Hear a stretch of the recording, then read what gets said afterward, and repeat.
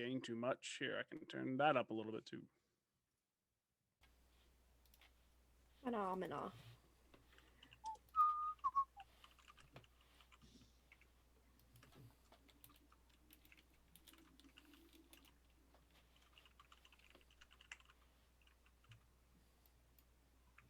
So happy y'all can't see my desk with this angle. There's like Chinese food, an old mug of tea, some beer, another old mug of tea, a microphone, weed. Well, we do still have your Twitter set up on your bed. My Twitter setup? You took a picture of all the books you got. The stuff I got from Exalted Funeral, that's all still over there. Yep. Are we live? Probably. Yes. I said we're going live. Yeah, but that usually my means God, you we put on really the "we're gonna start soon" thing. No, we're already late. All right. Well, Okay, well, hi everyone. Welcome to me describing my messy desk. I got home late from work today and didn't have an opportunity to jump into this. I gotta pull up the stream. Cyber Sasquatch on Twitch. Your underscore or no underscore? There's an underscore. there's not Yeah. We're underscore. It's all right. We have 0 people watching according to. Oh, I haven't even. Oh, wait. I should probably. There we go. It's fine. It's I'm here. fine. That's fine. It's fine. It's all fine. Oh boy, that was great. Happy Thursday, everyone. Happy Oh, Thursday, we everyone. It's been a very long week. I don't know about y'all. Yes, it And has. then my computer Yes. was like, I'm not gonna turn on, and then I'm gonna update for 20 minutes. So what are you gonna do? Like you do. You just get a new computer. Okay. I'm working Hey, on it. there's actually people in here watching now, though I'm pretty sure it might just be us. Probably. That's fine. We're On the off- people too. We're people too. We're people too. Speak for yourself. I'm a robot. Let's do our intros again. Or actually, whoever's joining us, welcome back to Flight of the Apollyon. Tonight we are continuing our game of Armor Astir by Briar Sovereign. You can find on Twitter at WereGazelle. Briar's really cool. Does a lot of good game design. You should check out their stuff. With me tonight is Kit. Okay. I'm like, who are you pointing at? Who are you pointing at? I did it wrong again. Use your words. No, it's Kit. It's Kit. We have visual hi. references, but that means nothing. I'm Kit. Tonight, as usual, well, I guess depending on what part of the game we're playing, I'm Cyril. I'm playing Cyril. He is an artificer. And he's a little weird. He now is part machine in that he has a weird mechanical ventilator lung thing as of last session. I forgot about that. Because he thought It's it would like be easier than taking medicine. It's like a big backpack bellows kind of thing. Does that No. let you? No, that's what we talked about. But no, it's just like a respirator. A bane. Witness Just me. a respirator. Goes So in his orifices and down Witness into his me. lung. Yeah. that doesn't. It doesn't like provide oxygen. It's just a big filter. Yeah, and helps kind of Okay. like it pressurizes it and pushes it into his body. Cool. Works for me. Yeah. Awesome. Thank you, Kit. So next down that path is Liz. I am playing Seisha. Seisha is an arcanist. With her familiar Zuli, who appears as a little trash panda, who can change size at will.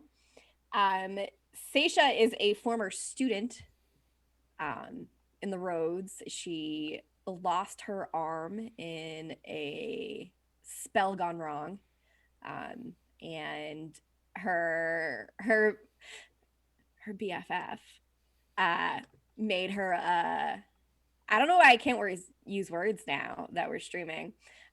She's got this like crystalline mechanical arm that they recently discovered she can somehow channel her magic through.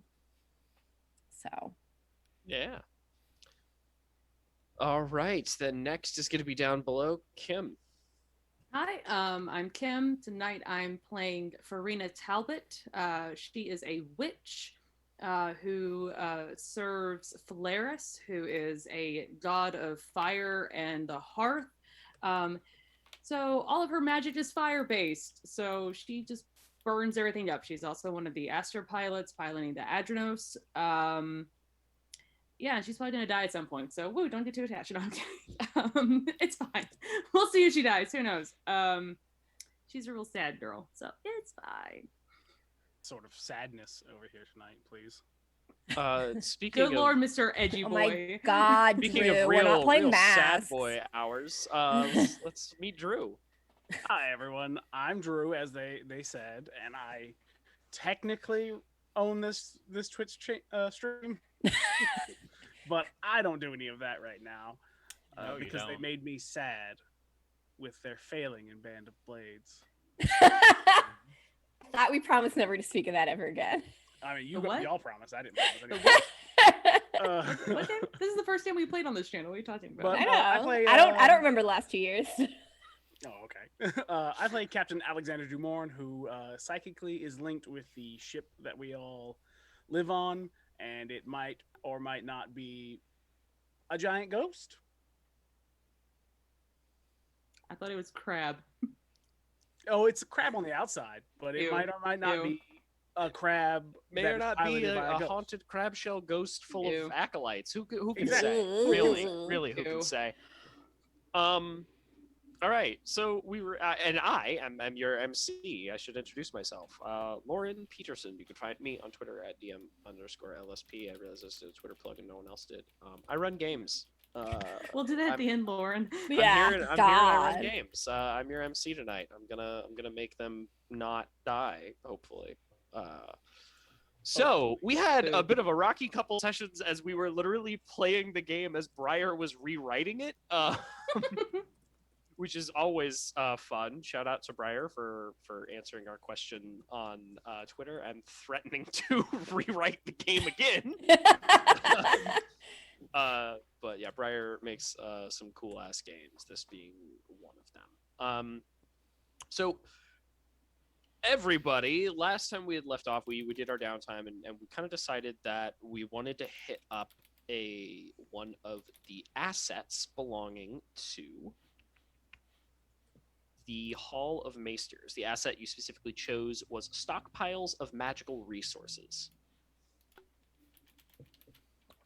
So we've decided that that's what we're gonna do, and I don't remember if I gave any information regarding that after the last one. If I did, that's moot now because it's been a long 2 weeks and I've redone and boned up on my prep. So if I said anything at the end there, fuck it.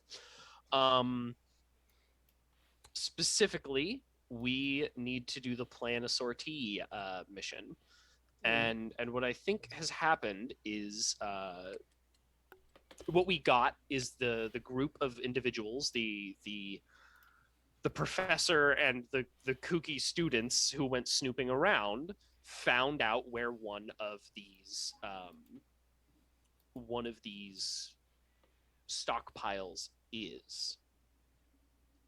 Let me grab my notes real quick, which I just realized I don't have digitally because I am a weird person. Oh my Would you like to gosh. see my collection of notebooks?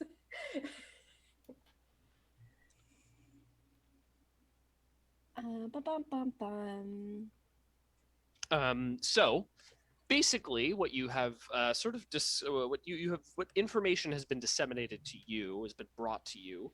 I think it's Agnes who shows up. Maybe this is a meeting in like a campus bar or somewhere in the Underdock or some place where you can get information from your agents. And it is Agnes Kilorum. Is that correct, Kit? Sure. Sure. Agnes Kilorum was the older woman with the cybernetic goat familiar. Hell yeah. And she is an elementalist.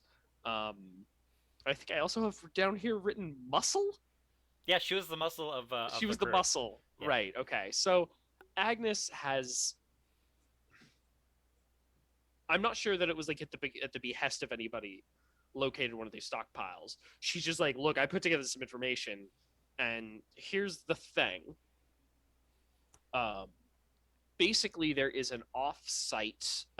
It's in the Iron Pines, which is an area outside of the main sort of giant mega city civilization, whatever you want to call it here. That is currently sort of this big forest, and out there, somewhere in that big forest, is a research lab, I guess you would call it. It's like an off-site, like campus research and lab kind of place. Basically, my thought here is like chemistry buildings in colleges tend to be like, yeah, we keep the really expensive and or dangerous shit locked up, and this is like cranked up to 1,000 because it's crazy magic. So one of those magical resource stockpiles is in this offsite lab, and she has managed to figure out where it is. And the reason she has managed to figure out where it is because Elena Armstrong was who Kim played in that downtime game was actually like moved there as a research student. So through basically some of like secret communique, Agnes was able to figure out where it's located. So what we need to do is do the plan a sortie roll, which is, I believe, Kim or Fav, one of you created a copy of all the basic moves, and it should be in there. Bum, bum, bum. Oh, it is not. What? It may not be a basic move in the way the game considers that a basic move. I think it's like under the downtime section, so I'll go pull it up. Yeah, I didn't. I just did the basic moves. I have it up. Cool. You want to read that off? Oh, roll. Shit. No, I've got plan and prepare. Never mind. Right. That was the last thing we did. Yeah. I have to find it. Scrolling. We're all hunting for things. We're so prepared. I was like, I'm ready for this. Nope. No, I was not. Nope. Does anyone remember what the results from our plan and prepare roll were? 1 success. Yeah, we burned a boom boom. Yeah. Is the note I took. And for every result that is above the division stake, you get to choose one. I believe you chose an opportunity to reduce their stability by 1? Yes. Lead a sortie? Yes, lead a sortie is what we're looking for. It's on page 30. Yeah. Scrolling. Oh, yes, as I wrote down, Flaris is mad one of the Vanta black bullets were used for this sortie. Yeah. That's right, Flaris is mad. When you lead the group into battle, get into the robot when you're not supposed to, or otherwise take action that would move the game from downtime to a sortie, you're leading a sortie. When you lead, roll, etc., etc. So I think we need to decide who is leading. Yeah. Which we have the opportunity here to kind of dig into what the B plot is. So B plot is a sort of mechanic where our two support classes, or two support characters, can choose to be like, no, I'm not going on this mission. I'm going to go elsewhere and do something else because I am not in a mech. I will die. You could also run this mission without a mech, totally. But you could be like, hey, I'm going to go do something else. We'll drop you guys off, or I'm going to go create a distraction or pursue a personal goal, or maybe some other form of literally anything. It's the B plot. It's what your character is off doing. They say, captains go elsewhere and negotiate or cause distractions or hold the line, and there's always stuff that needs to be fixed. So of course the artificer is off fixing things or building something new. And what that allows you to do is get 3 hold, and the hold can be spent in a couple of ways. Primarily, you can either spend one hold to say like, okay, a specific NPC is not going to show up in the main sortie. So you could be like, no, that person, like this person who we're kind of worried about maybe being there, maybe a particular Archon. You're like, no, they can't be there. But it does then invite them to be in your scene, whatever that means. You can spend one hold to give the next person in the sortie to act advantage. Basically, you can say how you're kind of setting them up from afar, or maybe if it's just dramatically appropriate. And then the one other thing you could do with it, and I gotta find that real quick. B plot. I have a B plot idea.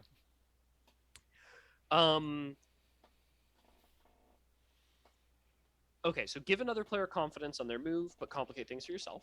Deny an actor from appearing during the sortie. They're busy, possibly with the same thing as you.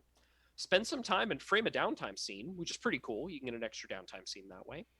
Or cut away from the sortie during a moment where time is precious, giving everyone time to think.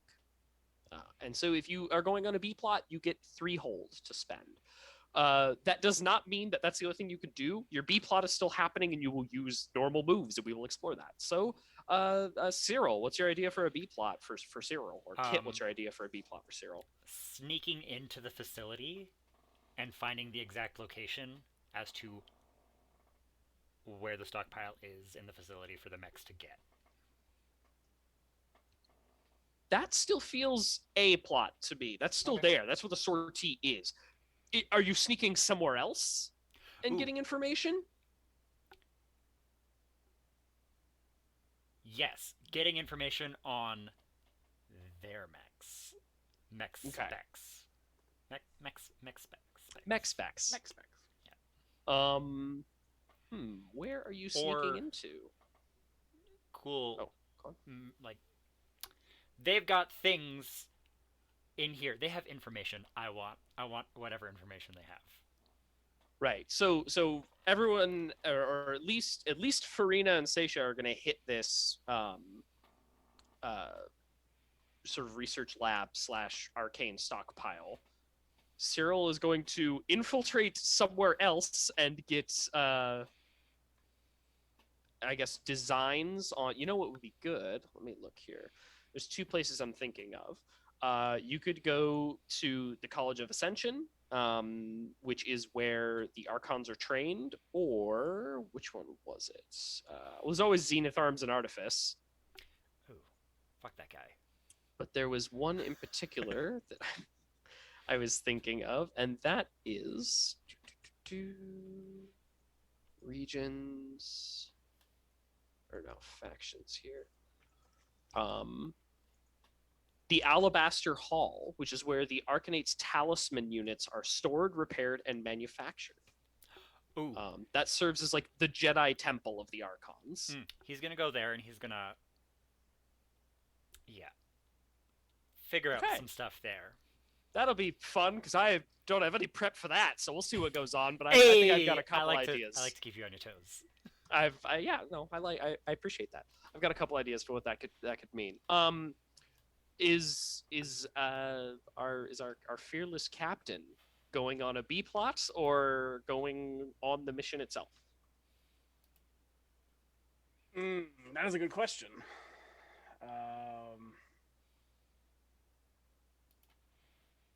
I feel like he's not going to be helpful in either case. Well, he can go do his own thing. He doesn't have to go with Cyril.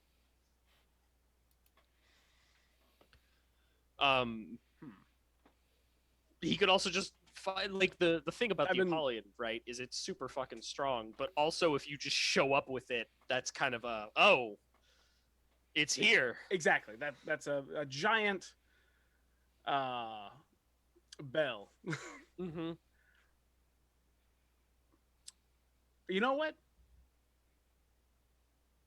I think it will be a B plot. Okay. And the B plot will be a distraction, I'm going to say. Love it. Love it. Please tell me the kind of distraction you're creating with your giant haunted crab ship.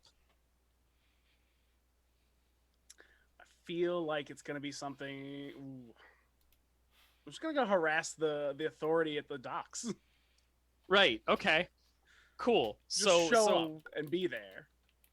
Shoot because things at them. this is going to do two things. For one, it's going to make the Alabaster Hall less full of Archons because they're going to go try and fight you, and it's going to mean that if the magic stockpile, if this offsite lab needs backup, it's not going to be coming as fast. Because guess what? Everyone's trying to deal with Alexander Dumorn and the fucking Apollyon, which is again a tier 5.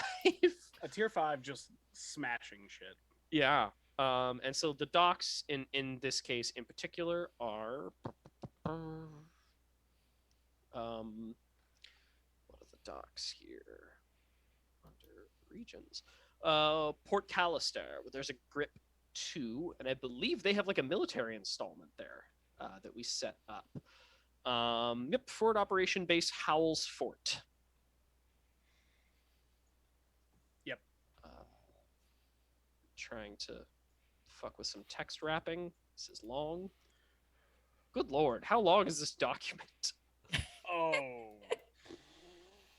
Real long. It just keeps going. Yeah. Basically, it's kind of a quick.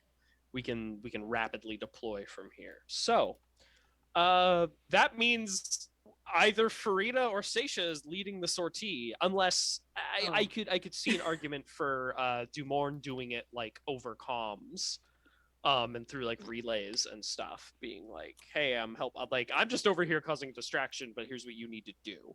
I don't know that Cyril's the one leading this. No. Feels like Cyril was just like, I'm gonna go solid snake some shit. Be back later. Yeah, yes. If- Solid snake some shit. Yes. So if Seisha was sort of on the path to becoming an Archon, like, is this a location she would have heard of before? Like, would she know anything about You went this? to the college, right? Yeah. Let's see. Give me. There's a move I want to have you make. Is it read the room? Dispel uncertainties. Okay, what does it use? No. It uses no. All right. Oh my god, we haven't played this in so long. I roll It's been- 3d6 it's- and I take 2. Yes. Wait, no, just No, 2d6 just and Okay. add no to it. Okay. I'm like, what game am I playing? Well, hey, that is a 12. Perfect. I will tell you something useful. Excellent. So, have you heard of this particular place? No, because they were like, this is kind of a secret thing. Like, you got to be invited to the lab because there's a lot of fancy resources there. But you're aware they exist. And so I will tell you something that is directly useful. The thing that is directly useful that I can tell you is that you are aware, I think, of how, by going to these classes and having seen what you've seen, you know they kind of take really great care in storing magical reagents. Things are brought in. If it's like, oh, the class we're dealing with is going to be about, binding spirits into soul gems or whatever. They're like, well, we're going to have to your professors, like, you were a TA basically. So it was like, fill out the requisition forms and they'll be brought from, site Ifrit or whatever. And then they would be brought in on like a delivery day to the campus, and they'd be distributed to the professors and whatnot. And then from there, like, each professor had their own, or each class, or maybe even like school or college within, had their own like vaults that they kept these things in, because they couldn't just be like, yeah, students can run around with this shit or like break in here and steal it. They didn't want that. So like, So very much like chain of yeah, there's a lot evidence. of chain of command. Yeah. And if these, like, the vault these things have to be stored in is like, depending on what it is, magically attuned to protect it or protect you from it. So chances are, wherever this place is, there is a way to get there and back. There will be some form of chain of command in place, and there will be some form of magical protection for the stockpile of reagents. and not just in a way that's like, oh, there's traps or like soldiers or guards or wards or something. Like, nah, if this volatile compound isn't kept at the exact right temperature, it will explode, and therefore we have enchanted this room to always be at that temperature or something like that. So like whatever this place is, there's going to be a lot of magitech keeping it running efficiently and precisely. Okay. And I think those are things you've dealt with on a lesser level, but it scales up well, if that makes sense. You be like, it's kind of like, yeah, I've seen, like, I know how the individual containment units work, and you've seen people dropping off these things in shipments on like Steed Ardents or whatever, like a fucking carriage. So would I rolls know, up to like, college. are they in uniforms? Like, Yeah, it's still part of the school, so like, definitely still going to be like, oh, you're here. This isn't like vacation fun time. It's like you're there as for like lab credits. You just had to be invited by your professor or whatever for whatever you're going to be researching. So like it's definitely still part of the college. It's just off site. Okay.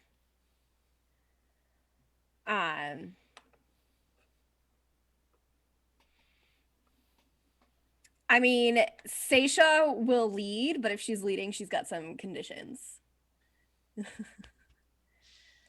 Yeah. Making up conditions, are we? I mean, there was a suggestion that what if the stockpile just went boom? But that's a little, she's got some issues with things going boom since like her arm went boom. But Seisha is well aware of the fact that she wasn't 100% aware of what exactly the Archon in the college, like the atrocities they're committing. So in her mind, there's a lot of innocent people down there that shouldn't be caught in the crossfires.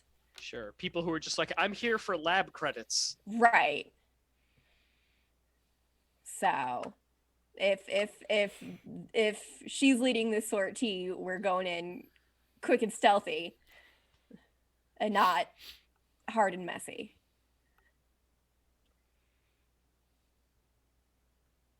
Arena's going to do as she's directed. You point her where she needs to go, and that's what she's going to do. Sure. You tell her, like, her whole thing is, I can be a beacon of light and hope with my magic, or I can kill people if I need to. Like, beacon of light and hope can mean many different things. But if that's saving people, cool. If that is also killing people with holy hellfire, that's also, Holy hellfire! What a yeah. So burn Lauren the had, heretics. I know, right? So Lauren had asked the question off screen: are we going in our Astiers or not? And I almost wonder if Seisha and the Serenity are the distraction, while Farina sneaks in.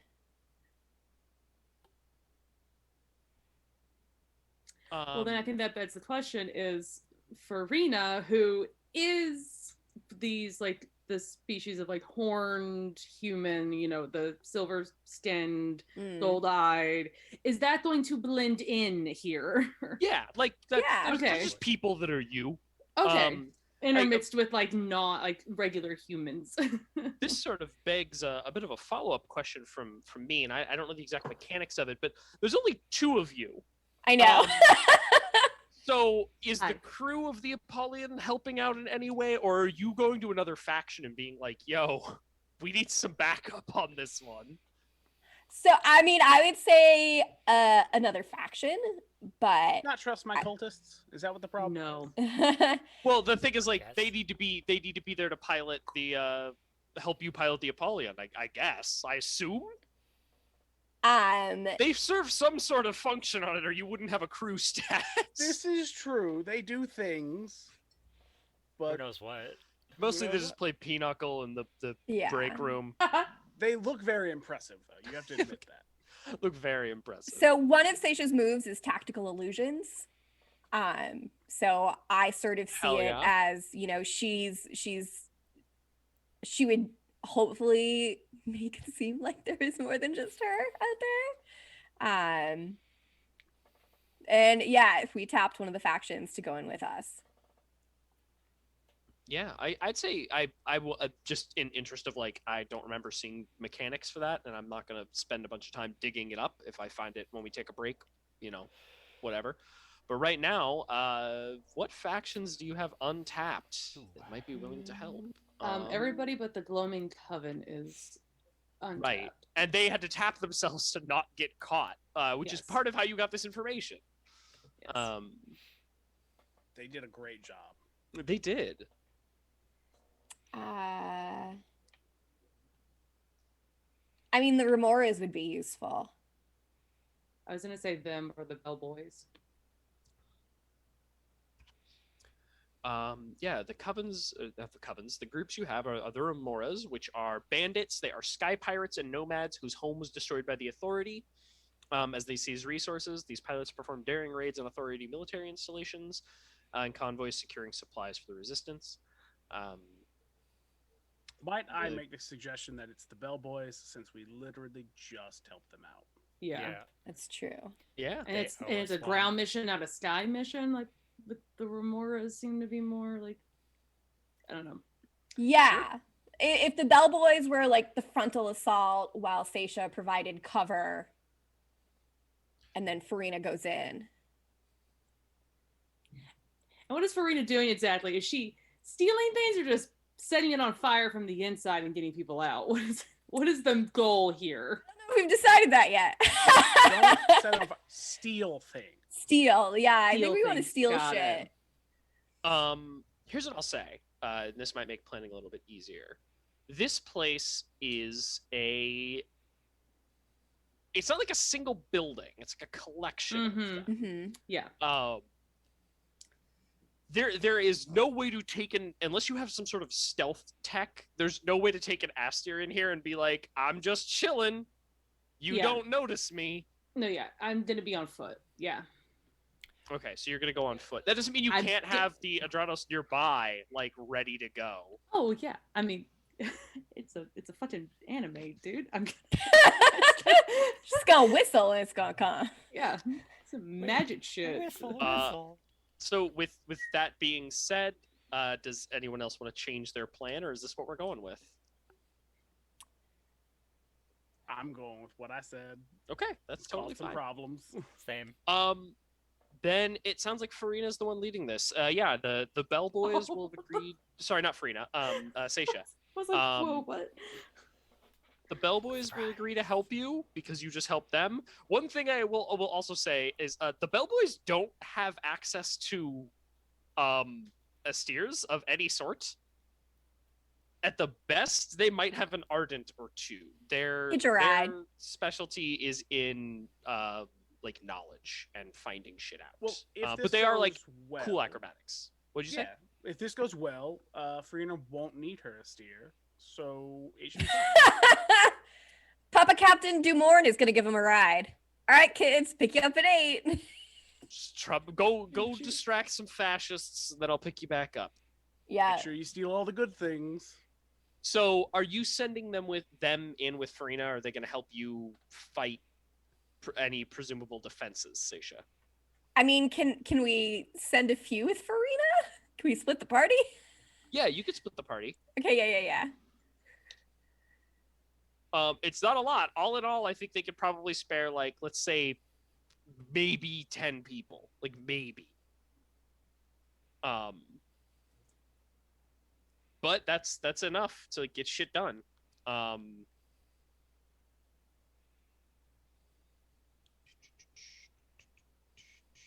Yeah, so send like 2 or 3 with Farina and the rest.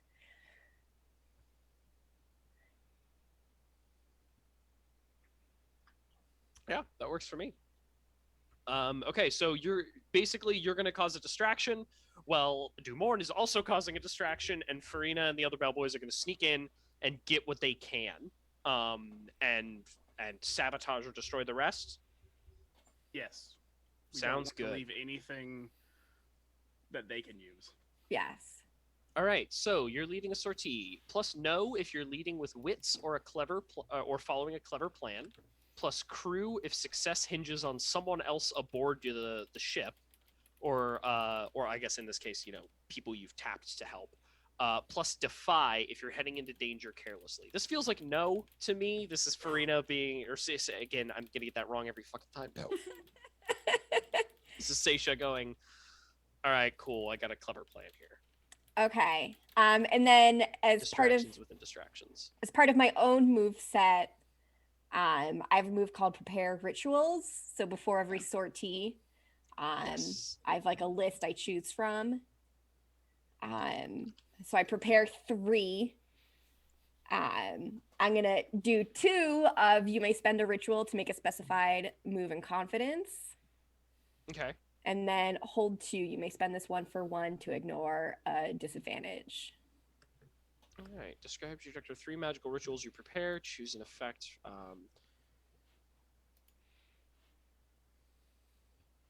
Okay. So you did the hold 2. You may spend this 1 for 1 to ignore a disadvantage. Yeah. And then spend a ritual to make a specified move in confidence. So what is the move? Oh, I didn't realize I had to specify the move. Yeah, you pick a specific move, and then you Okay. can make that move with confidence. Well, since I'm going in for backup, one of them will be using my tactical illusion. Tactic I can spell. Tactical illusion. And then 1 for just like a whatever my pew pew move is, to use my gun. My Astier's gun. Wait a second, hold on, I'm reading this real quick. You have 3. Yes. So this is because odd. It says hold 2. So you spend 2 to hold 2, spending it 1 for 1 to ignore disadvantage, and then you get to pick 1 move to make with confidence. Okay. All right. I think Then- is how I'm reading this. Okay. It's worded a little confusing, but yeah. So then I'll do the hold 2, and then spend the Tactical ritual. illusions. Yeah, tactical illusion. You distract your foes with magic. Roll plus channel. A 10 plus. Choose.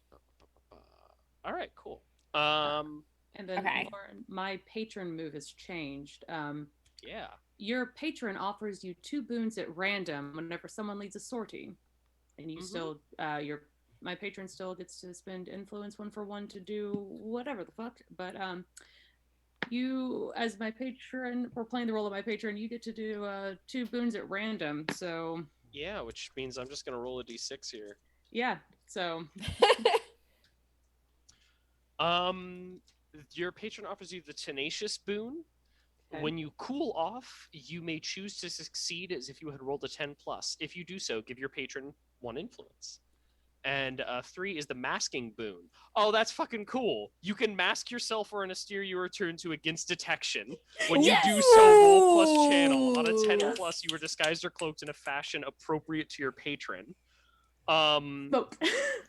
Yeah, that's cool as hell. Yes. Shit, No, man. your patron is tough. If Flaris is just like, look, I got you on this one.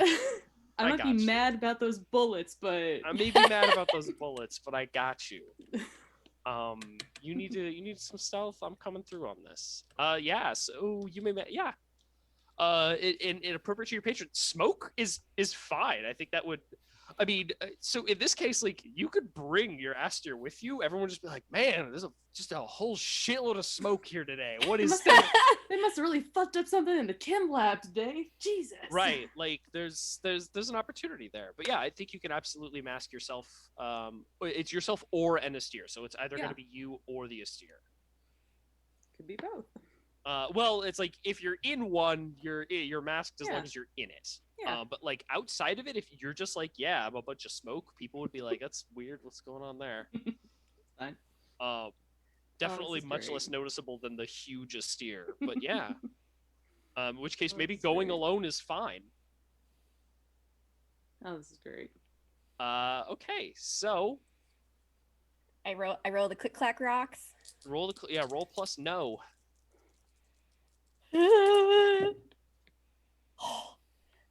6, 7, 8, 9, 11. You make it to the action unscathed. Good job, click clacks. So while most moves have certain triggers or can be used whenever you want, lead a sortie is a little different to the beginning. Yeah, so basically, your plan is to engage this place and create a big distraction using illusions and the bellboys, while Farina, who is now presumably disguised, infiltrates. Oh, I have to roll to make that. Yeah, we'll yeah. see how that kicks off in a second. Yeah. And I'll describe this place. You go to the coordinates that were sent to you by Agnes. These coordinates are kind of in the middle of the Iron Pines, but this whole area has sort of been cleared. There's a big road that's been cleared off that goes in. There's only one road in and out. And maybe you're seeing this by surveying it through the Apollyon or some sort of scrying. I'm not sure, but I'm just giving you the sort of general rundown.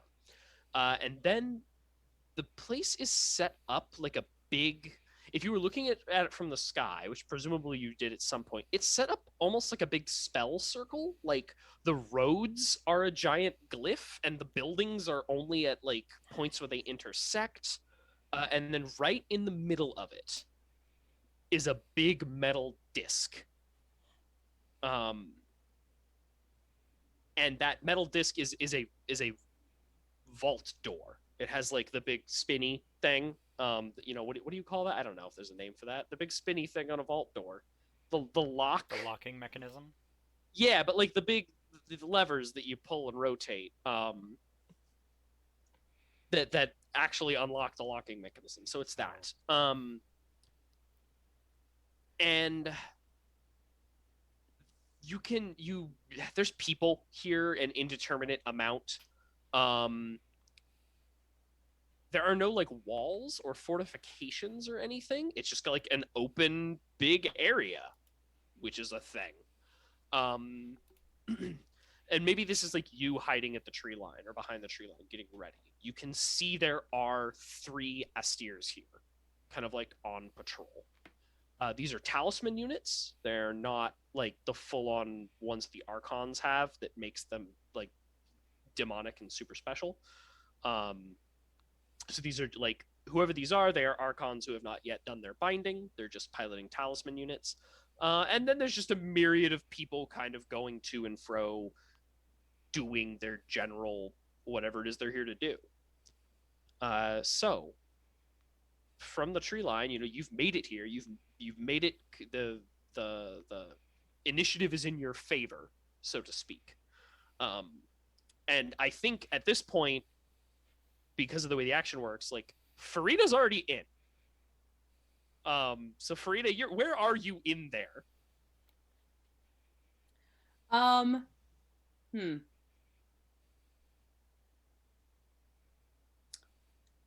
imagine that she's like milling about like a crowd, like probably like hood, like somehow positioned up, like in between like the horns that's on her head with like, there's like some sort of like little pendant that's like up, and she's just trying to blend in the crowd and like slowly make her way towards like one of the doors, where she would then and like cloak to try to get in.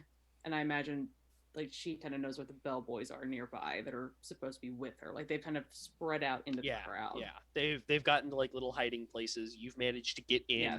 Like, oh, you saw a group of people moving. You went from cover to cover. Got it. And now that you're in there, do you want to roll to disguise yourself, or yeah. You can hang on to that if you want. You don't have to do it right away.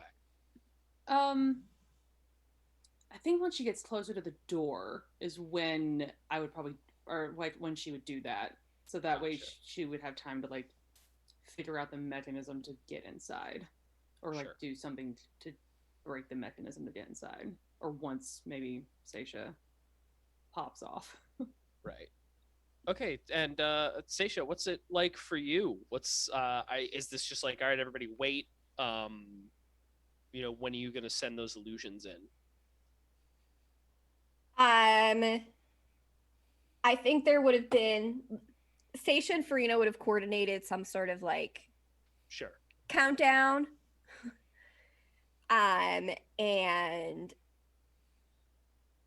when it's go time, Seisha is going to what kind of illusion?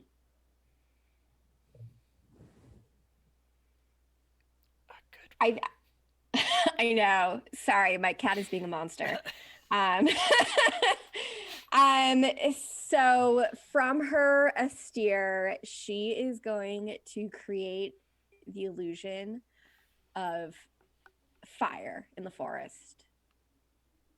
Like make it look like there's a giant forest fire that is spreading towards the compound to lure people out. Oh, okay.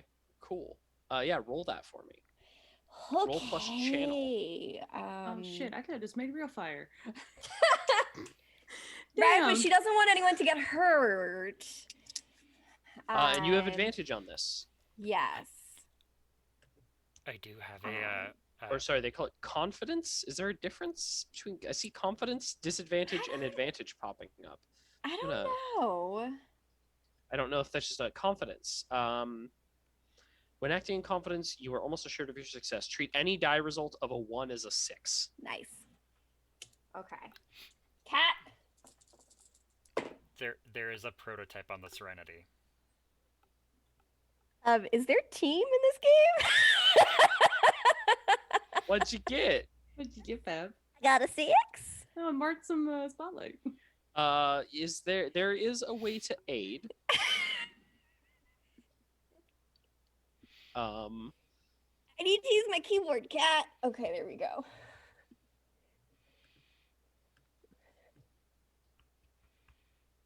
How does one aid? Help or hinder. When you attempt to lend aid to someone or interfere with their ability to make a roll, you are trying to help or hinder. When you do so, roll. On a 10 plus, they take advantage on their roll. On a 7 to 9, as above, you become entangled in the consequences. Technically, I think you're supposed to do this beforehand. Yeah. But Yeah, I'm fine doing it afterward. No, I'm totally it's cool okay. with that. No, I like the idea. Because that adds some weight to, if Kim decides she wants to help, being like, well, if I fuck up this hinder, I'm in it. But like, even if I guess you would have to fail, Kim, if you wanted to aid. I don't know that anyone else can aid because you're not there. No, Where's Armo? Where is Armo? Is he here? That was not. Or is he with? Are you risking Armo, Fav? Oh shit. Oh, well, I mean, If we're all in this together. See another Aster waiting in the forest with you. He has his own. Yeah, that's what I'm saying. Is he could another be out Aster? there. Yeah, he could be totally waiting. I mean, I think it makes sense that Farina would have helped on this, especially since last time there was the whole like, you can be a mentor. So Do you just like go pull the that's true. fire alarm or something? so it makes it more obvious that there is this illusion of fire. Yeah. Like fire alarm, huh? Everybody runs outside. Oh, an actual there's fire. a fire. Okay. Yeah. Oh no. Fire. So is it just a straight like roll? Yes. So to aid, I just roll. yeah, just roll. +1 if you spent meaningful time together during downtime. We did. I think we did. Yes. Okay. +1 if they've helped or hindered you previously this sortie. No. No. +1 if they are part of one of your hooks. No. So +1. That's a 9. Okay. On a 7 to 9, as above, but you become entangled in the consequences of their actions and possibly cause them. So 10 plus is you get advantage, Fab. So you get to roll an extra die and drop the lowest of the 3 you rolled. No, I just rolled a 9 though. But she rolled a 9. Yeah. Yep. I rolled 8 plus 1, so it was a 9. 7 to 9 is you give advantage, but you are also implicated in the Yeah. problems. And the advantage, so Fav gets to roll, and if, we'll see what happens. So what were your 2 rolls prior, Fav? 2 and a 2. Oh, wow. That was, so roll a d6 and we'll see where we end up. You're dropping Okay. one of those 2s, unless you roll another 2. Oh, that's better. 5, 6, 7, 9. So you got a 5 and a 2 plus your no is equal to 2. 9. Okay. Yes. All right. So, um, that means I choose one, but your illusions also distract an unintended audience. mm-hmm. So the options are the illusions last until you stop sustaining them. Your illusions affect anyone you intend to perceive them rather than a single target, or you can create illusions that affect all senses rather than just sight. To make it more convincing, I'm going to go for you can create illusions that affect all senses rather than just sight. So there's heat and smell and Yeah. Wow. As far as they're concerned, that be real fire. So but that fire's only going to last for a minute. yes. Okay. You could make more illusions with the roll that says you can't. So, for the next minute, there's like utter chaos. They distract an unintended audience. Who is the unintended audience that's I distracted? have an here? idea. Bears. Oh, what's your idea? It's the students who are not supposed to Oh be there. no. Students who are not supposed to be there? Yeah. So like the people who she's trying to not get caught in the crossfire. Yeah. Right. Okay. So it's like instead of it being like, okay, everybody, like evacuation plans, blah blah blah, what happens is the students who are here are like, no, let's help put the fire out and get involved. Oh no, and then the bell oh no. And so a couple of things are happening really quickly around you, Farina. There, like that door you were about to like open just gets thrown open. Or Right. I guess maybe you were inside and you pulled the Yeah. so you're hidden somewhere when you hear this happen. There is like a woman. She is wearing a school like the school's outfit. And she is maybe in her early 20s, clearly like an upperclassman or whatever here, or middle classman. I don't know. She's fancy in terms of school stuff. She's like, this is my lab and I'm doing my thesis on whatever. And she like sees the fire and is like, basically it's like, oh God. And then like turns to this other group of students and is like, we have to protect the samples. This place is full of cryotech. Let's go grab something and fix it. And like, she just leads these students off and they like run out this door, and then outside we can see there is a little bit of there's chaos brewing as everyone is like, shit, the fire alarms went off, which is just like a big crystal that's now flashing red and like making noises. And Evacuate. Students in this minute have like the Asteers have started to move towards this sort of outer line, and honestly, this is great because the interesting thing that is happening here is you're like, wait, they seem to be really prepared for this very specific occurrence, because one of the Asteers just like straight up has a like cryo cannon and is now like coating the trees in ice. But because you created it as an illusion, the ice is now burning, and they're like, this isn't working. I don't know what's going on. Oh my God. And the students have run over to the big sigil that is in the middle of this place. And you, I think, Farina, are you going with them? Or are you like going to explore other shit? Nope. I came here for one thing, Okay. and one thing only, and that was to steal shit. Well, so they're going to the big vault sigil. Then yes, I'm going Okay, to that. so then, like yeah. you're going with them, and like that one student who is there is like, and this is where the complication comes in, is like, I need you to create a transference rune. We're going to connect it to this cable and use the what is the word I'm looking for? Use the sub-zero crystals to transfer endothermic energy, just like blah blah blah blah blah blah blah. I don't know how much you keep up with it. she's like, and you can see now the vault door once you're there is I'm not sure if you're familiar with like things that are I think the term I'm thinking of is endothermic, where it's just where they just like start freezing at room temperature. Yeah. That's what this vault is doing. It's like covered in frost, and all the grass around it is completely frozen. It's like shattering under your feet. And now that you've gotten close to the vault, it's ridiculously cold. Hate it. Yeah, it's not great. Hate it. It's weird too. Why? I wonder what's in that vault. Who can say? Hate it. So yeah, she's like, what are you waiting for? Do all that thing that I said. What do you do? You're fucked. Huh.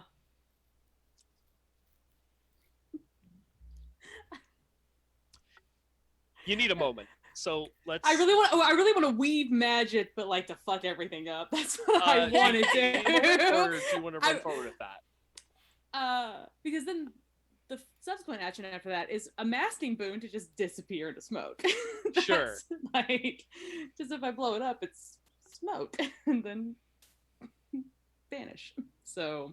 Okay, cool. So you get a weave magic to just fuck this whole thing up. Yes, and then masking boon to smoke monster away. So. All right, weave magic. When you invoke your magic to crumble a bridge, attune to mystical orbs at the center of the galaxy, or otherwise do something taxing with your power, you're attempting to weave magic. Roll plus channel. And what is your intended outcome? Well, instead of doing a transference rune, I want to leave like the mark of Flaris on the thing, which I imagine is just like a big firebrand, and it just pushes fire magic down the cable and just blow the door off the vault. Sure. Okay, cool. And I imagine there'd be a bunch of smoke everywhere, and then I just masking boon right after. So I blow things up. There's a distraction. The distraction's happening. Yeah. Roll plus channel.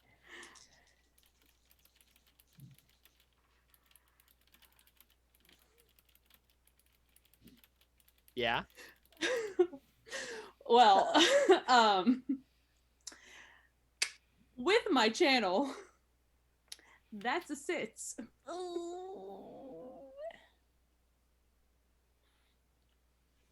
right. It's a 6. Failure. So here's the thing. My patron did offer to help me. Oh, yeah. But the thing is here, your patron is fire. And he use fire to blow it up. You start weaving this magic, and you can feel just the sheer cold seeping into your soul. Like, it is seeping into your very magical essence and freezing it. This is cold shit. Like, unbelievably cold. And your fire rune doesn't manage to backfire it in that way. In exchange, you're going to take the what am I gonna apply here? Frigid.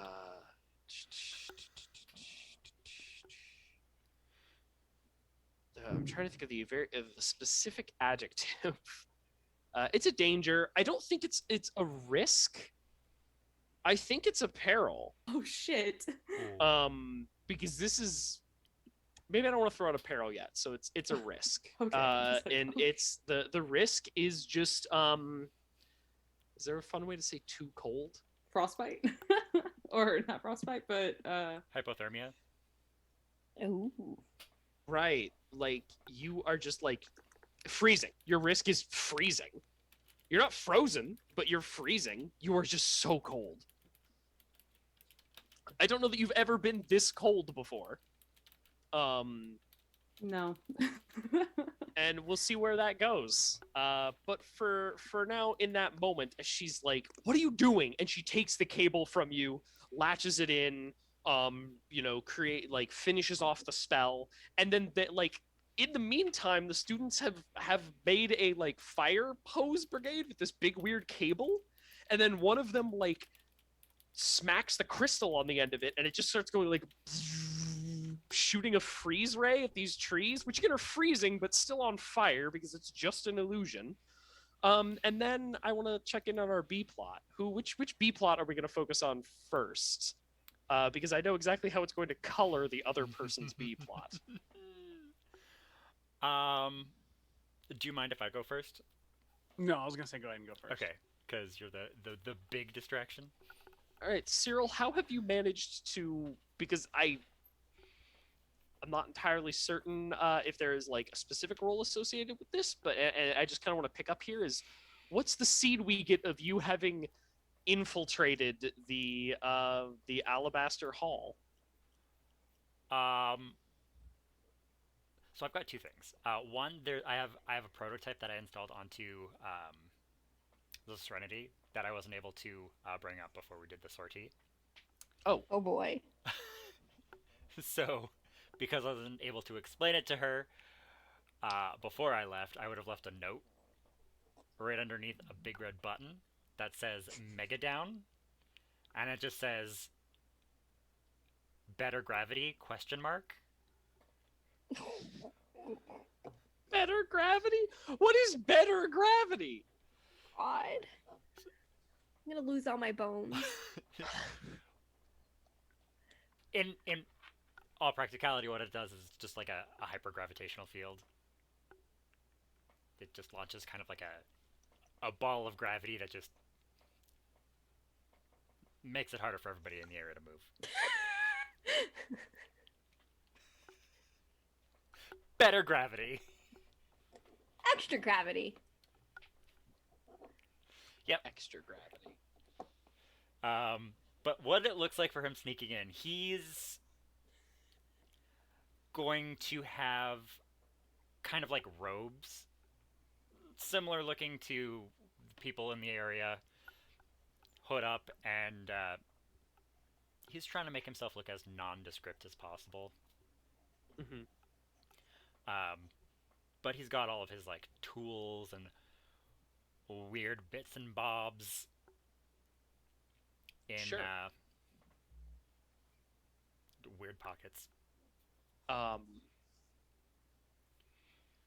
And that is when as you were moving through this area, there is it's not an alarm per se. I mean, I guess it's an alarm, but it's not like the alarm that's going off at the secret base. There are statues here of crows, like crow-like gargoyles above like entryways and on pillars, and then at once they animate and they speak, and it's with one voice. It's not like a bunch of crow voices talking over each other, and it's not like the same voice replicated. You just hear one voice, but they're all talking, and that's weird as hell. But they're like the voice is basically like says I need to find the right name. This is High Archon Maldivis of the White Sun. The Apollyon has been spotted, and troops must be mobilized immediately. Report to hangars A, C, and D. Oh, hold on, someone's...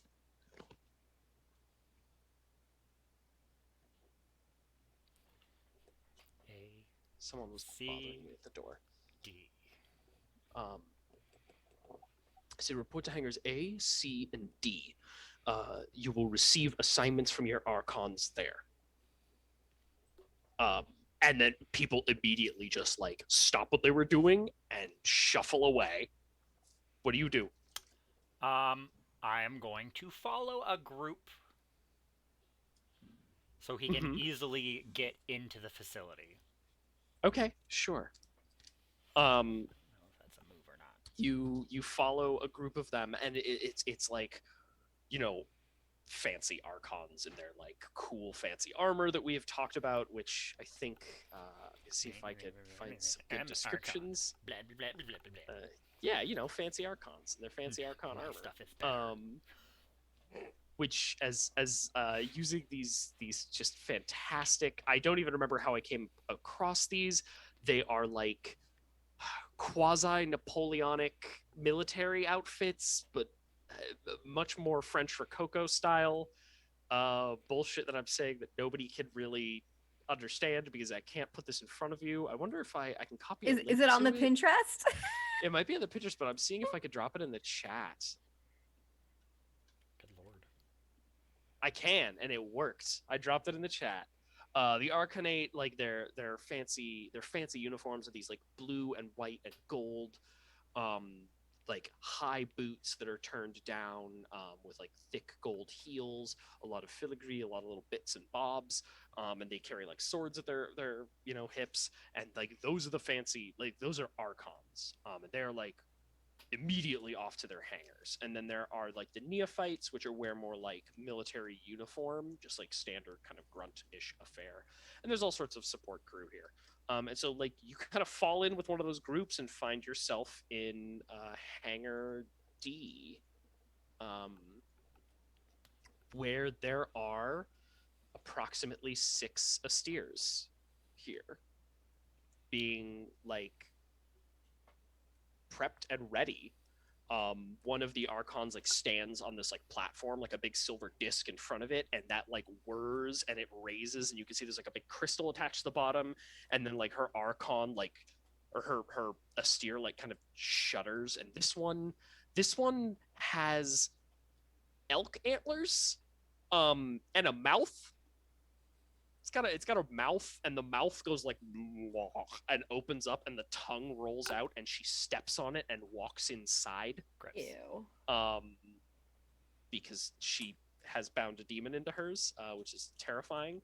And there's a couple other heroes that are like not that, and then I think immediately someone is like snapping their fingers, and they're like, "You," and you can tell they're talking to you.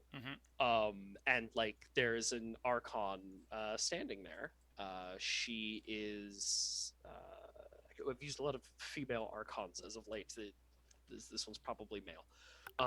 He's like tall, just exquisite jawline, darker brownish skin, black hair that is like very very tightly like cropped, and he is, big fancy uniform, a scar underneath his left eye, and he says, "You, yes, you, get over here." I'm gonna sort of like make myself look like I'm definitely not a pilot or anything. I'm just like some crotchety old help that is just there to be subservient. Sure. Where's my stuff? Yes, sir. Wow, you're older up close. He's like, he says,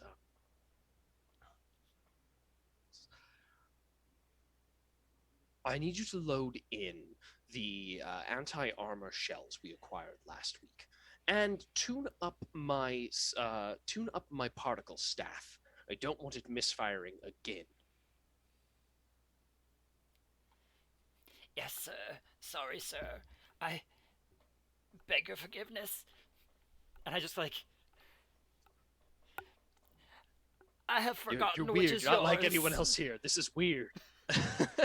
But no, he's you're definitely kind of you're intimidated by him, but at the same time, I think he like is like, oh, groveling. Yes, I like that. And he's like, fine, just see that it is done. No punishment will come of this.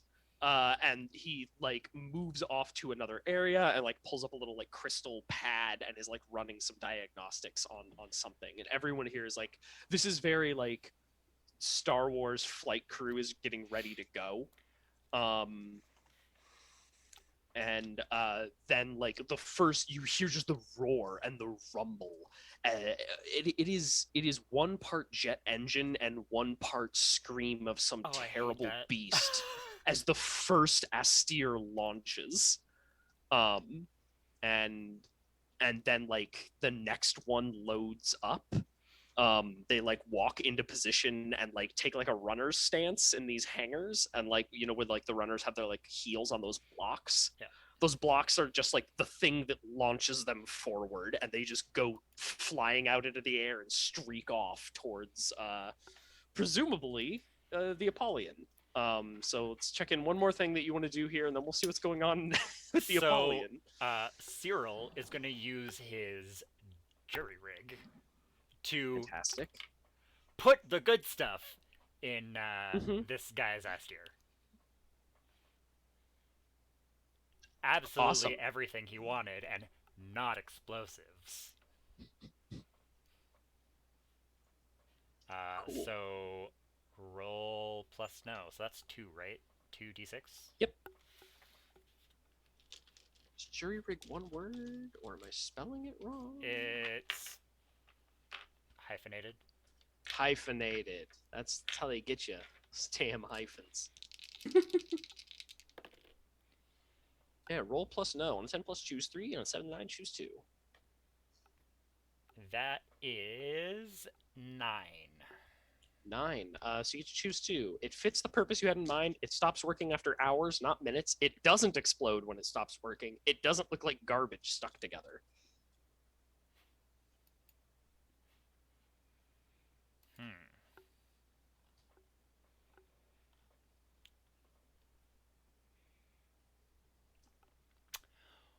Well,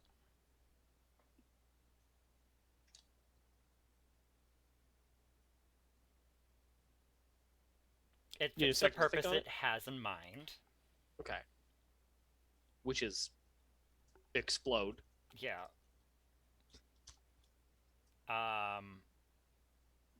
And I guess it stops working. I mean, you want it to explode fairly soon. I think, like, is it? It doesn't look like garbage. It doesn't look like you just messed with this guy's stuff. Yeah. Okay. Because I'm guessing it's not going to take hours to get there. Right. Probably. So yeah, it'll probably explode on time, I assume. So. What is? Do you want to describe what his horrible austere looks like? Oh yeah. So okay. So this one, it looks like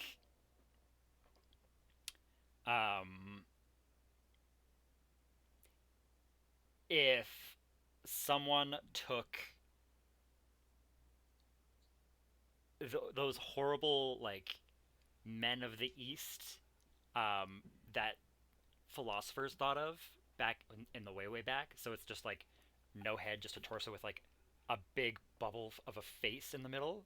With okay. Weird, jaggedy, crystalline teeth for a giant gaping mouth in what would essentially be the stomach, and these huge hulking, grasping arms. Yeah. Yeah. Don't like that at all. And it's got like a tar-like consistency looking, but it's not when you touch it.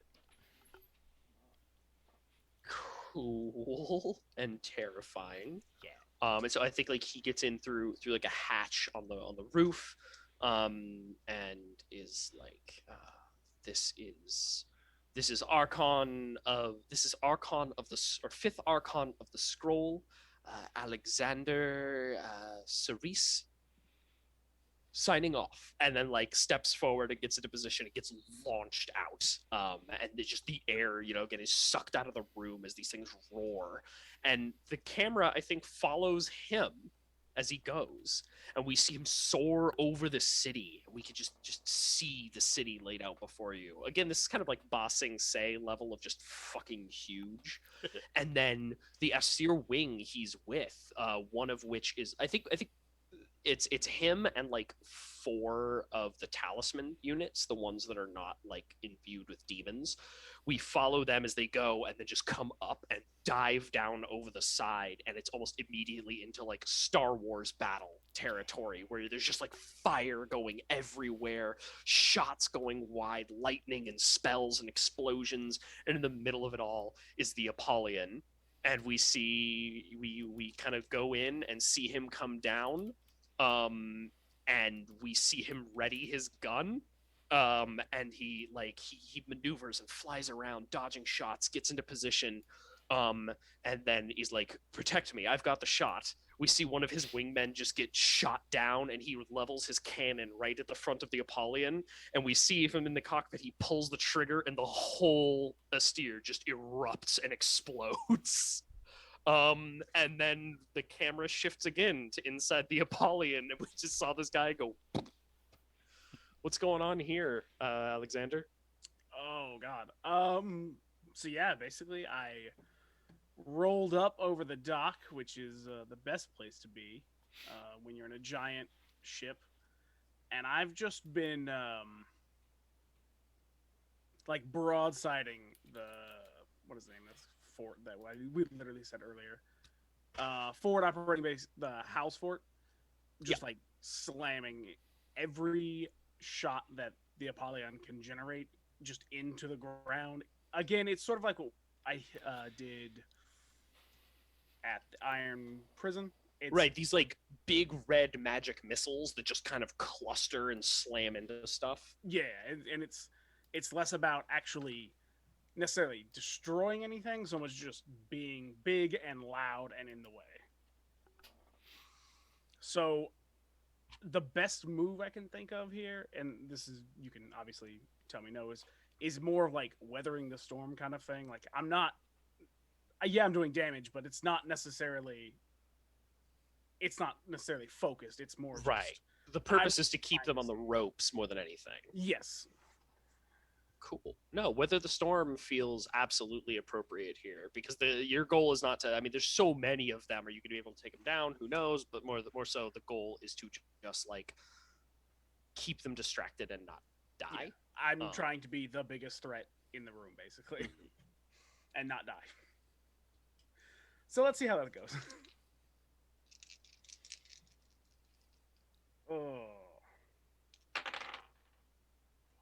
What are you rolling with? Defy, to dodge, tough it out, or strong arm your way through?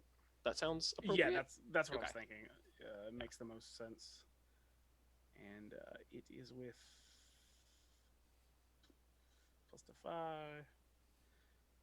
That's an 8. An 8. On a 7 to 9, you succeed, but at some cost. Your director will ask you to settle for less, take a risk, or make a difficult choice.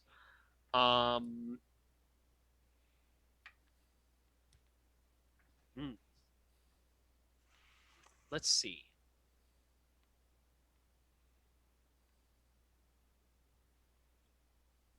I think just to start off a risk, which is going to be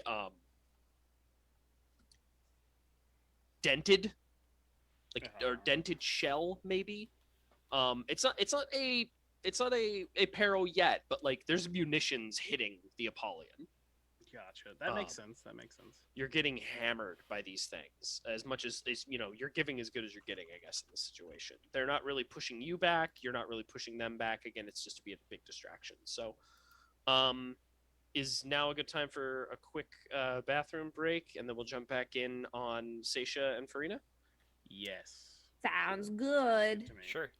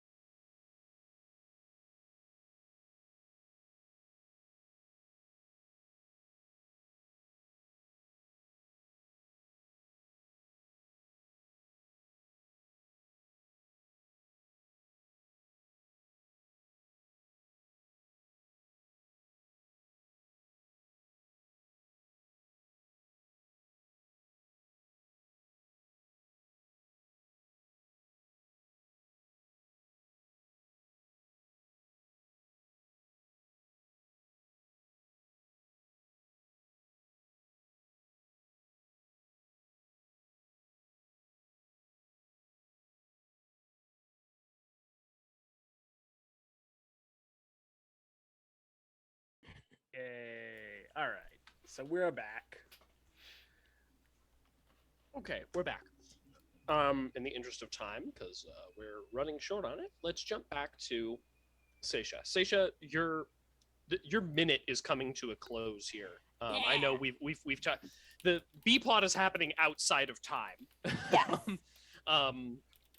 So your minute's coming to a close, and they're starting to be like, "Why the hell isn't this fire going away? We're literally shooting magical negative temperatures at the trees. What the hell?" Yeah. What do you? I think like we get like a bellboy down on the ground who's got like a crystal and hold like one of the little crystal phones and holds it up and is like, "Okay, so what's the plan? You know, give us a signal."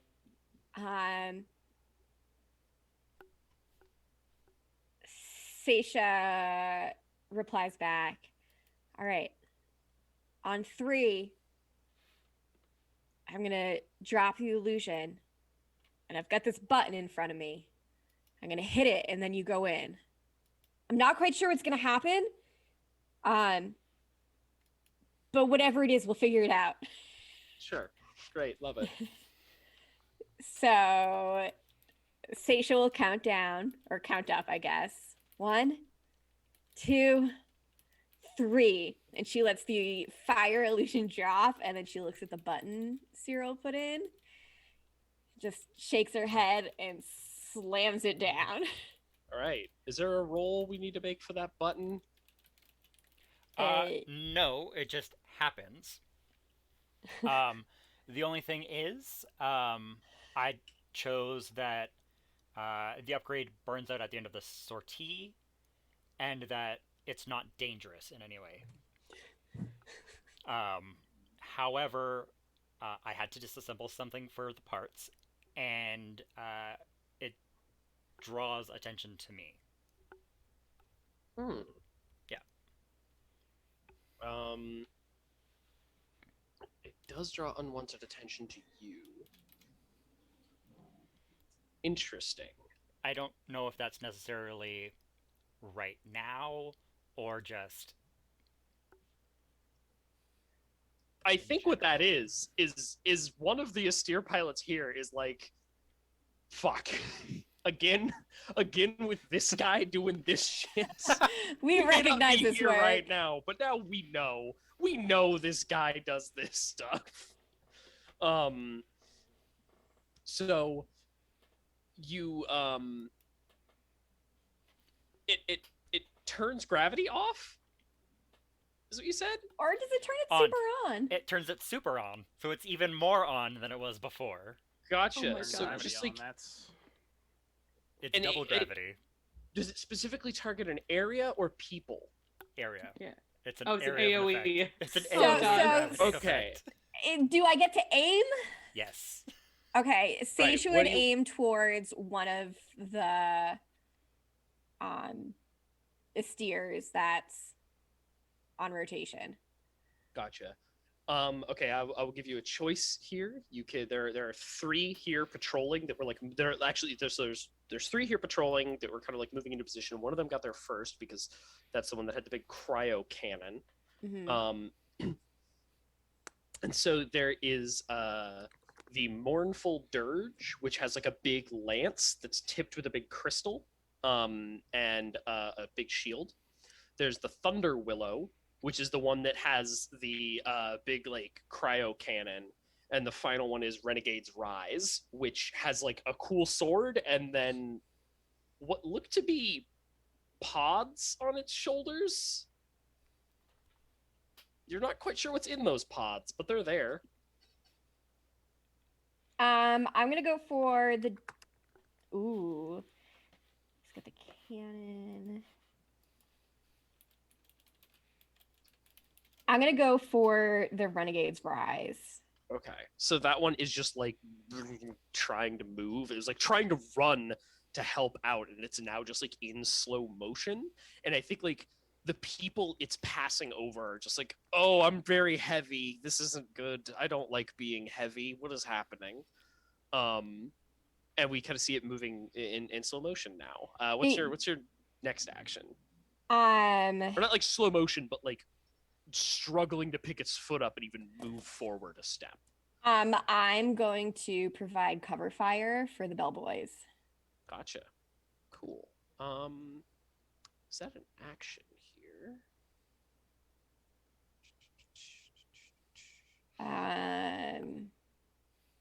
I've got my forced repeater. Sure. Go pew pew. Yeah, I think you're just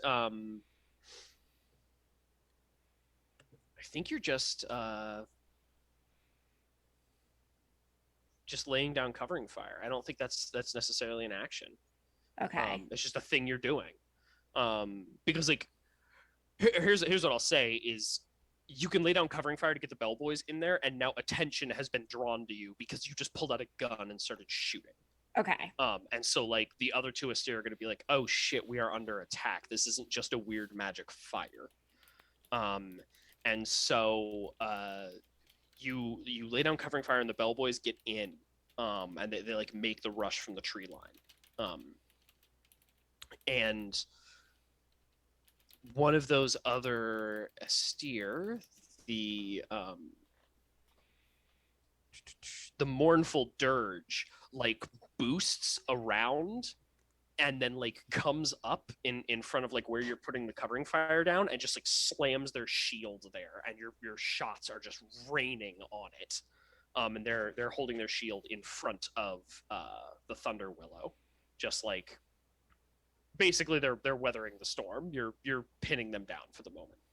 So Farina, what's as shit has now popped off. Gravity got weird. You saw a bunch of Vestir start boosting around. The bellboys have like moved closer into position to just like start raiding this place. Yeah, that one student is like she like breaks. She's like, okay, this isn't a fire, this is an attack. What do I do? What do I do? And she's just like panicking. What do you do? Question. Mm-hmm. Was the announcement that the High Archon Maldivus made, was that like everyone heard it, or only people in the Alabaster Hall heard that? Oh, it was okay. not heard here. Okay. Is he visible though? Is he like up in the sky now, or No. is he just I don't know where he is. No. Okay. So okay, no idea that he's here. Okay. Cool.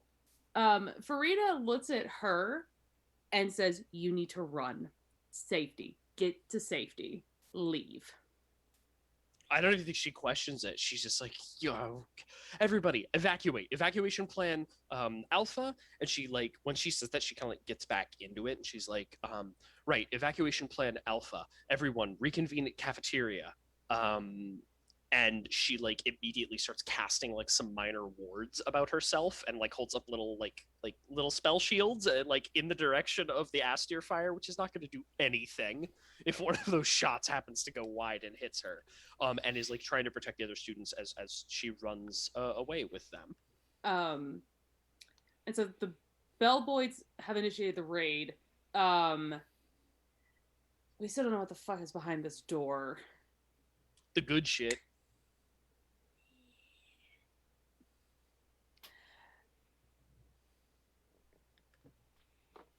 I want to try to. Okay. Okay. I'm gonna try to weave magic and blast the door open. I'm gonna burn a hold. Yeah, exactly. Get some confidence so we don't fuck this up twice. All right. Yeah. So Us fuck stuff up? B plot lets you roll with confidence. Is it confidence or advantage? Confidence. It is confidence. Okay, So so how does that you're rolling. work? If you roll a 1, it's actually a 6. Okay. And you are trying to unlock this magical door with weave magic. I was gonna say blow it up. You said blow it up. Blow a hole in the Right. door with Blow fire. a hole in the door with just melt through it. You melt through it. Yeah. Sure. I think that sounds like weave magic. Yeah. Sounds like a great I'm idea. mad. I'm sorry, was that weed magic or weave magic? Weave. Both. That's how you get the initial idea. Ooh, so I rolled a 9. My channel's a 3, so that's a 12. Ah, yeah. It takes a second. But tell me what it looks like as you manage to burn through this vault door. That's some real fire. And Alexander, do you have what did it look like for you to give that aid? It doesn't even have to be like it could just be narrative. Like, did you do something cool on the other end that like gave her breathing room, or like it doesn't have to be anything. Give just me like some give me a fire cool nearby shit. that I Who can knows? channel, and I funnel it to the door. I have a really dumb idea. Sure, I love dumb ideas. Best ideas. I realize her steer is powered by her crazy god. Mm-hmm. But what if it takes some of the power from the Apollyon to help push it over that little edge? I'm not in my steer. Oh, you're not. Oh, you're not. I know. I'm on the ground. That's right. You're just running around. I forgot about that. Is it like those? Did you give Farina like a fraction of the Apollyon? Yes. Just like a shard of That's it. Be right. like, Yes, hey, a look, piece. use this.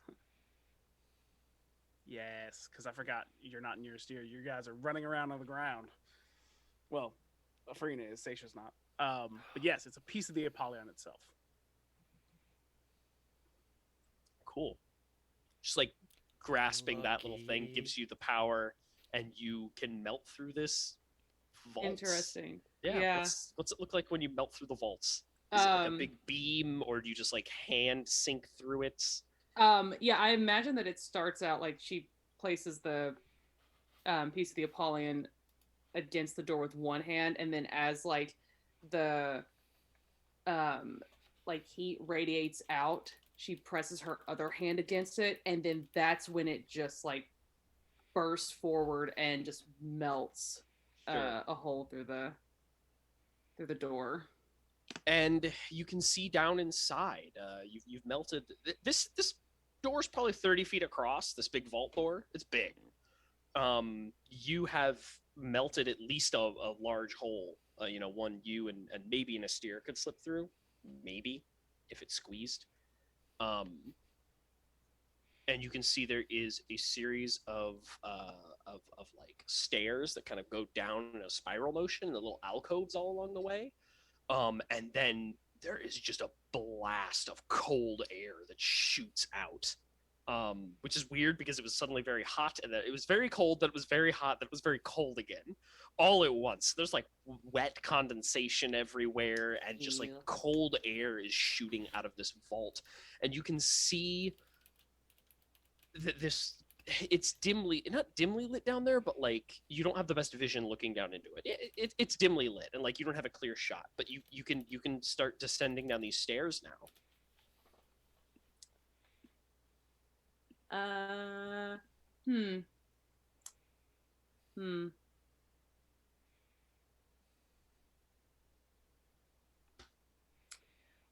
What would be better here? Read the room or dispel uncertainties? To try to figure out what is going on. Dispel there. uncertainties is clarifying something unknown something unknown or answering a question. Read the room is to get insight on your situation. Definitely read the room. Okay. Because this isn't like you don't know the answer to what's in this. That's vault. true. Yeah. Yeah. You can go down there and figure it out. But I can't do like an assess the situation. I mean, that's read the room. I'd like to make a perception check. Yeah. Oh God. Okay. No. Yeah. Shit. Do we not have comms? Did we ever establish that? Yeah, you do. You do have comms. They're like little crystals that let you talk to each other. Okay. Crystals of talking fire. Mm-hmm. The crystal of talking fire. Yeah. Oh God. No one said we were good at names. That's true. We are It's not true. good at names. I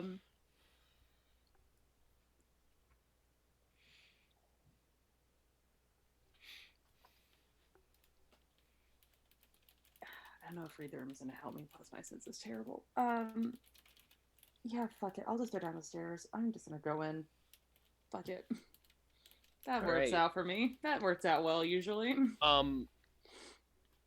You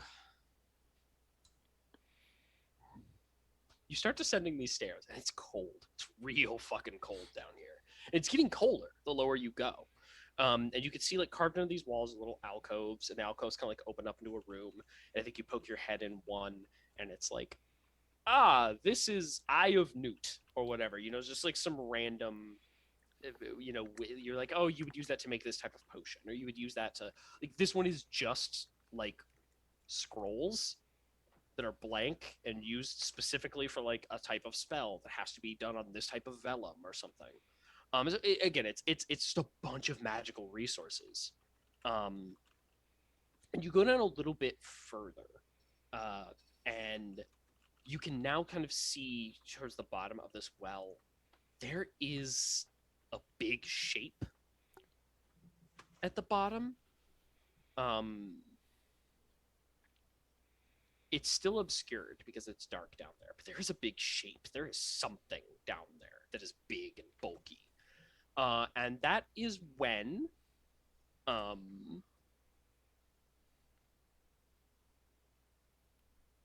wondering if I want to do this because we're low on time, or if we should just get to the shape. Cliffhanger. We should just get to the shape then. You know what it is a fucking like a little imp just poofs and appears in front of you. There's an imp that's there, and it's just like fluttering. It's I don't know what imps really look like in this. We haven't really talked about it. I am imagining a fire method from D&D because that's where my brain went. You know, like little tiny flying fire goblin. You need to load up that Cozy Grove because that's all about the imps. Oh, it's all and about they I'll have precious. to check it out. I really want to play more of it. I just haven't. So yeah, there's like a little imp that's like fluttering in front of you. And it's like I think it says custodian first class at your service. What do you need from the reliquary today?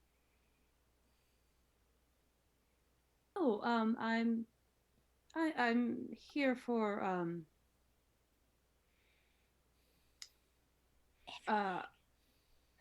just you know I don't know. That's why I asked. well, you know, the well, what do people usually come and get? It depends on your. I'm sorry. Are you new here? Yes. Why do they always send down the first year interns? This prank. It's stupid. At least you didn't ask for an H-door key or something that doesn't exist. I thought it would be better to be honest. It is better to be honest. It's a little hazing ritual. They send you down and have you ask me for something that doesn't exist. You can go tell your teacher, whoever, that you did the thing and I laughed at you. Act embarrassed. We'll know the truth. What is there something important down here? It was a very big door to have to open. Now you're messing with me. It must be something important. It's awfully cold. Very funny. Playing ignorant. Okay, I get it. I'm the one being pranked this time. Haha, let's all laugh at the custodian. No, I'm very interested in learning. They didn't really tell me anything about what I was to get when I came down here. Yes, that was the joke. They tell you to get something fake that doesn't exist. Now I'm just confused. Is this part of the prank? Are we both being hazed? I'm not new here. I've been a Vault Guardian for the past 10 years. Well, You look like you haven't even graduated your first pyrotechnics class. And then, no, keep going, because I don't think he's noticed yet that there's a giant gaping hole in the roof. No, they if you're a Vault Guardian, you must be guarding something. Yes, the vaults and its contents, which you as a student should know. Do you have a writ? Do you have a writ of request? No, I don't need one when I can, do things bigger than simple pyrotechnics. Well, you'd have to be if you were to get this far in the academy. Now, quit wasting both of our times and tell me what it is you have come down here to acquire. I'm very busy organizing the newt eyes and the livers from She just like synthetic makes unicorns. a fireball in her hand, and she says, "I'm here for whatever it is you're guarding, sir." I think the imp kind of laughs a bit. It's like, oh. And like looks up and sees the big hole. It's like, well, then right this way. And leads Farina down the staircase into a chilly mist. This is like I don't like that. This is like not Scary Farm levels of fog that is like freezing. And it like your skin has like almost rime on it. Your sweat is freezing on your body. And down at the bottom of this this vault, down at the bottom of these stairs, is a red dragon that is slumbering in this frozen mist, and you can see that it is missing a horn. It's missing several teeth. Several of its scales have been pulled out.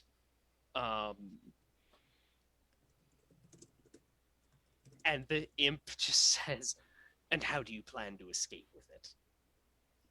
Wake it up! Wake it up! And that's your cliffhanger. There's a red dragon in What this a vault. good fucking clip! Oh no. my god. Can't put a dragon in here. We gotta Drew. save it! As I was soon like, as what, he what, said- how, why does it must be so cold? And it's like, oh shit. As soon as he said there's a weird big shape, I'm like, fucking a dragon. It's a fucking dragon. There's a fucking dragon down Fucking here. dragon. It's a big red dragon. It's a big shape. Big, Oh my god. you know. Yes! There's a dragon. It's being vivisected! Yeah. Yeah, they're taking pieces. Look, it's a vault where they keep magical Yeah. stockpile. Dragons are magic. Yeah, they are. Oh, Oh no, delicious. mission has changed. Do you now Yeah. want a dragon friend? I don't think we can have a dragon friend. Why No, but not? we can free the dragon. We can free it, yeah. Or we could kill it. Listen, if we free the Hmm. dragon, we're just gonna be fighting it later. No. No, we free it, and then it comes back This 7 isn't battles from D&D. now to save our asses. Let's see. Yeah. I would like That's some some cool anime parts. shit. I would like some cool new alchemical parts. Oh no, Cyril, you're not there. So sad. Bye. Oh yeah, sorry. Farina's gonna befriend it, What's and then that? she's There's gonna some ride it out interference. of the vault. Gonna ride Harry it out of the Potter vault. style. Like freaking never-ending story. There you go. Much better reference. Yeah, so we'll end there with the reveal of there's a dragon, because I know Drew's got to get to bed. And we'll He's pick a up sleepy next boy. time. Hopefully no curse, because Drew will by then have new computer, maybe. Yes. Hopefully. I should have it set up and ready to go for the next game. Very, very Oh, excited good. for you. I'll teach you how to Um, stream. So that's gonna do it for Flight of the Apollyon tonight. That was fun, y'all. You want to do plugs? We'll start with Kit. Hi, I'm Kit. Mild shade thrower, and I play Cyril, the Arcanist. Crazy mad scientist. You can find me here every other Thursday and on my channel, where next week I am starting up some cool stuff, including the first, I forgot what I called it, Theorycraft Thursday, where I'll be doing some sort of weird homebrew thing with someone. I don't know who yet, but it'll be a cool guest and we'll be doing something cool. And some other D&D fun stuff. Fun. I also run the streamed version of our Corpses and Curios Masks side with a bunch of the other lovely folks here. I play Pumpkin / Forerunner / Trevor King. Awesome. Liz, tell us about you. My name is Liz. You can find me on Twitter at Favtastical. You can find me here or hanging out with the Halcyon by Nights crew. You can also find me, I volunteer for Take This, a nonprofit whose goal is to spread mental health education and awareness through the gaming community. And they've got a massive fundraiser going on right now that everyone should go check out. They're selling some awesome t-shirts. But yeah, that's my life. Kim. Hi, I'm Kim. You can find me on Twitter at Violently Ginger. You can find me on the Corpses and Curios podcast. For season 1, we utilize the GURPS system, and I play Artemis Pruitt. In season 2, I run Urban Shadows, and that's a wild ride. That's currently airing, and we'll be wrapping that up soon-ish in terms of recording, but we'll be releasing that for a little bit. And then season 3, we bring you back GURPS to finish up that story, and then I don't know what we're doing after that. And then on Kit's channel for Halcyon by Night, where just finished Disco's story, so that's fun. And I'll be bringing a new character out whenever we pick back up with all those fun streams. So yeah, and I'm here, so that's me. Drew. Hi, everybody. I'm Drew, and you can find me pretty much everywhere at cyber_Sasquatch. And I play, let's see, I play Alexander Dumorn on here. You can also find me in Taking Initiative as Zell. I think I'm almost going to break the 1,000 feet 6-second round speed. I'm right there at the edge, very close. And then I'm on Halcyon by Night with the other 3s, where I play Edgelord, who is a good sword boy. Fantastic. I have been your host, your MC, Lauren. You can find me on Twitter at DM_LSP. You can find me running the long-running Masks podcast, Nerds on a Roll, Heroes of Halcyon City, at Nerds on a Roll.